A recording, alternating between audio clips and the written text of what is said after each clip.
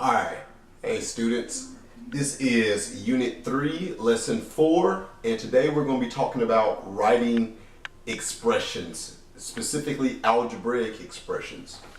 Alright, before we get started, I want you to go ahead and complete this tree map in your notes and get down some of the keywords for some of the operations. This chart is going to come in handy as we work our way through this lesson, and especially when you're in class tomorrow completing the practice exercises. Alright, some of these are going to sound familiar to you, so it's not going to be anything new you're learning, but it's just going to be a review. Some of them will be new. Let's look at addition. Some of the key terms are sum, add, more than, total, all together, in all, increased by, and plus. All of those words signify addition, which means we're adding things together. For subtraction, of course, you know the word difference, subtract, minus, shouldn't be new to you. How many more? That might sound a little funny, but it does represent subtraction. Left, like how many is left after you take away something, which is subtraction. Obviously, decreased by, that's not hard. These two, I want you to put 3 stars next to them. And we'll come back to that, but less than would represent subtraction, and anytime we say fewer than, we're talking about subtraction. So again, those should be familiar to you. Moving on to multiplication. The product is multiplication. A multiple of, anytime we say times, like 3 times a number, that means multiplication.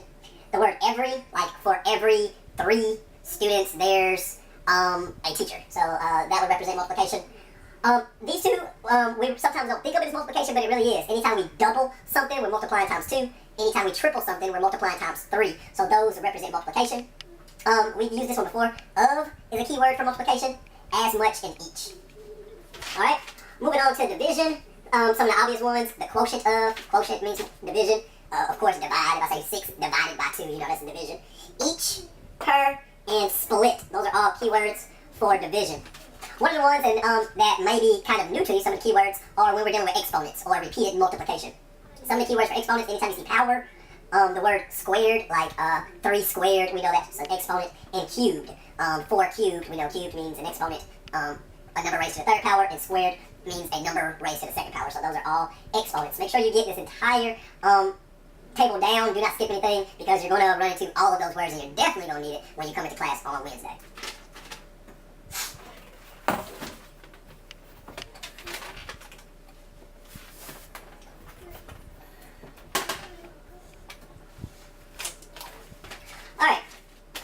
Let's just explore some examples of some addition and subtracting expressions. First, let's look at addition.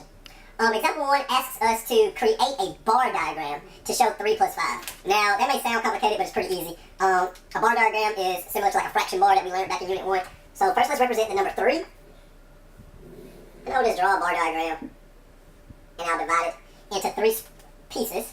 And we want to plus 5. So if you look back at the table, plus means to add, so we want to add on 5 more units. So we'll add on 5 more units. 1, 2, 3, 4, 5. So that would represent 3 plus 5. We have a quantity of 3 plus a quantity of 5, which of course gives us a total of 8. Example 2 says, how would this look if you were asked to show 5 plus 3? Well, that may sound obvious, but let's go ahead and draw a model. First, let's represent our 5.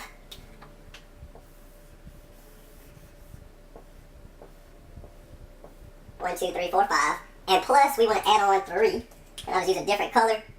You may want to use a different color when you're doing your notes, but you don't have to. We'll add on 3. And again, we get a total of 8 units. So to answer this question, the one on your paper has the little lightning bolts next to it.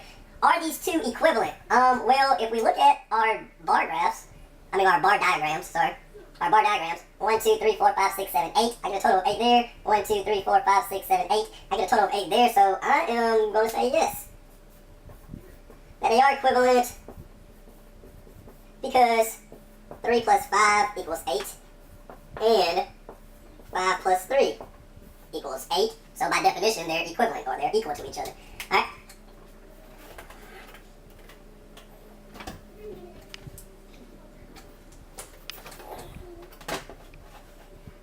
Let's look at example 3. Example 3 says, how can we show a number increased by 2? Well, here they do not tell us what the number is. It just says a number. Now, when you see that in math, that doesn't mean you can just make up a number. So a number that we do not know, or an unknown number, we have to use a variable. And we learned about variables yesterday. Those are letters that represent numbers. So we have to use a variable. So first let's show just a number. And for that, I'm just going to draw a rectangle, and I'm going to label it A. Alright, A. I don't know how much A is. I just know that it's A. Alright, whatever that number is. We don't know what it is. It could be 4, it could be 5, it could be a million. We just know that A is some number. And if we want to increase whatever A is by 2, that means we want to add on 2 units. So we would just add on 1 unit, 2 units. Alright, so that's A plus 2.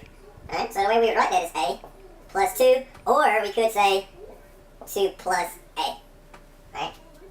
But since it said a number first, I would recommend you put in an A plus 2, even though we know both of those expressions would be equivalent to each other. Alright, example 4 says, write an expression and a model showing 3 less than P. Alright? And if you remember, when we were making a chart, I told you to put a star next to the term less than.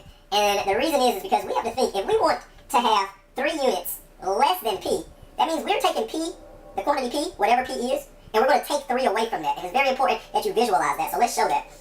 We have a quantity P, however many P is. We don't know how much P is, but we just know that. This bar represents P. Or better yet, I would rather say that this whole bar represents P. So all of that represents P. But I want to take 3 away from P. So I would take P,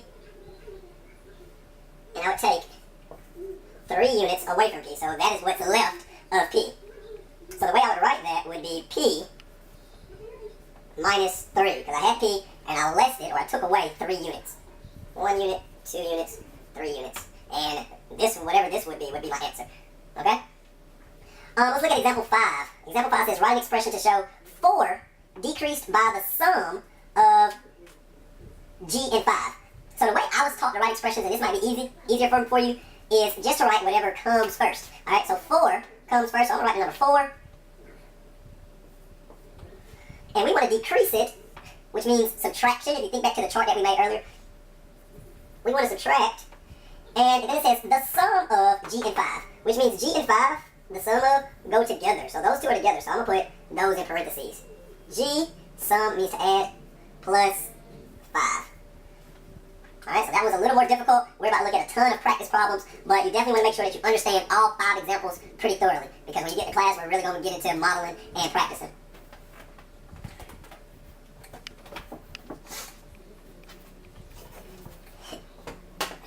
And speaking of practice, I'm going to go through a bunch of practice problems. This is pretty much kind of what you're going to see tomorrow when we practice.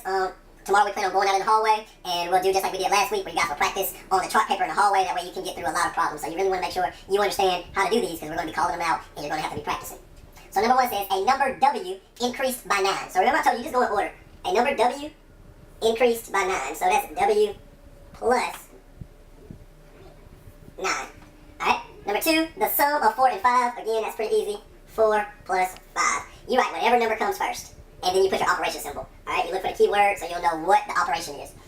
Number 3. Now, this one I want to stop, and let's make sure we understand number 3. Anytime I see the term less than, remember I made you put those stars when you were making your table. Anytime we see less than, that means that the first number will come last. So you notice up here, whatever came first, we put first. So W came first, I put W. 9 came second, I put 9, and then I determined my operation symbol. Well here, that means when we see less than or fewer than, that means the quantity I see first will come last. So I'm going to put a 4 there. I still know it's subtraction, and then it says a number. It doesn't tell me what that number is, so I'll just use a variable. I'll just use a D. Alright, so D minus 4. 4 less than a number will translate into D minus 4. Or you can choose any letter, W minus 4, K minus 4. Alright, we just don't know what that number is yet. Alright, again, let's look at number 4. A number decreased by 7. Again, anytime I see that term, a number, that means put down a variable. So I'll put down Y. You can choose whatever letter you want. Decreased is subtraction by 7. Alright? Should be pretty simple. Alright, now 1 through 4, those all had 1 operation. Let's look at number 5. This one has 2 operations in there, so you really want to pay attention to how it's written. First, we have 5 less than. Now remember, anytime I see less than, that means whatever came first will be last. So I'm going to put that 5 at the end. Because I'm subtracting 5 from whatever is in front of it. So I'm going to put less than whatever is in front. If we look here at the second part, it says the sum of y and g, which means y and g will go together, which means I need parentheses. Y, sum, tells me to add, and g. And then I close those parentheses off. So I get y plus g, and then I'm going to take away 5. You kind of got to just work your way through it and take it a piece at a time, but that should be pretty straightforward. Alright, as far as the 5 practice. Alright, let's look at some more expressions with other operations, like division or multiplication. We still follow the same type of rules. Example A, 12 divided by 4. So if I look, I put whatever I see first. And this one you can write 2 different ways. You can write it 12 divided by 4. Remember, whatever comes first, you put first. Whatever comes second, you put second. Alright, or I can write it as a fraction. Remember, I can represent division using a fraction. So I go 12 divided by 4. Either one of those would work. 12 divided by 4 or 12 over 4. They mean the same thing. Alright? 3 divided by 5, same thing. 3 divided by 5. Or I can say 3 divided by 5. C, A divided by 4. Or I can write it as a fraction. A divided by 4. And you see it like this a lot, written as a fraction. So get used to seeing that. Division can be shown using a fraction bar. So that's 12 divided by 4, 3 divided by 5, A divided by 4. Here's one that's kind of worded differently. The quotient of 6 and m. Alright, quotient already lets me know I'm divided. And then I write it in the order that it comes. 6 comes first, so I put it first, and then m comes second, I put it second. 6 divided by m. Should be pretty easy. Or I can write it as a fraction. 6 divided by m. Alright, here's E. It gets a little tricky, but it's still not that hard. 7 divided by the quantity, x plus y. So I have 7. It's the first number I see. Divided by, which means I want to divide by. Now, when I see the quantity of, that means these two are going to go together, which means I need parentheses. Divided by the quantity of x plus y, close parentheses. Because their quantity, think of it like a couple. They got to go together. The quantity of x plus y. I could also write that using a fraction bar. I could go 7 over, and then I could put x plus y, or 7 divided by x plus y. Alright, I don't have to put parentheses there because they're on the bottom, but I can put parentheses and it still wouldn't change the expression. And if I write it this way, I do have to put parentheses. Otherwise, I would have to divide 7 divided by x first, if you remember the order of operations. So I have to put here the parentheses, because that lets me know I need to add x plus y first, and then I divide. Alright, let's try to fly through these next examples and just follow along, and we're going to practice these tomorrow in class. Y divided by the quantity x minus 11, so I have y divided by the quantity x minus 11. Quantity, remember, lets me know I need parentheses. I can also write it y over x minus 11. Alright, the product of a number and 3.1. Alright, just because it has a decimal, still follow the same rule. The product. Now remember, since I don't know what this number is, I'm going to need a variable, and I can go 3.1 times a number, I'll just put B. Alright, since I don't know what that number is. And remember, when I do multiplication, I don't have to use a symbol if I'm using a variable. So this means 3.1 times B, or a number. Twice a number n. Alright, twice, remember, that's going to be 2. And if we think back to our chart we made at the beginning, twice means to multiply, so 2n. 2 times n, twice a number n. X squared increased, add by 4. The total, I already know I'm adding, of 6 and y. 6y. Alright, and the last one, again, here's that tricky word, less than. Less than means last, so 6 will go last. I am still subtracting, W here. Alright, I hope you got what you needed from this video, and we're going to practice this when you come to class. If you have any questions, you can always type them into the comment section on Edmodo. The first 10 students who like this, the Edmodo post for this video, I'll have a special prize for you when you come to class. Actually, the first 10 students who comment in the comment section, I will give you a special prize when you come into class on Wednesday. Alright, see you guys in class. Peace out.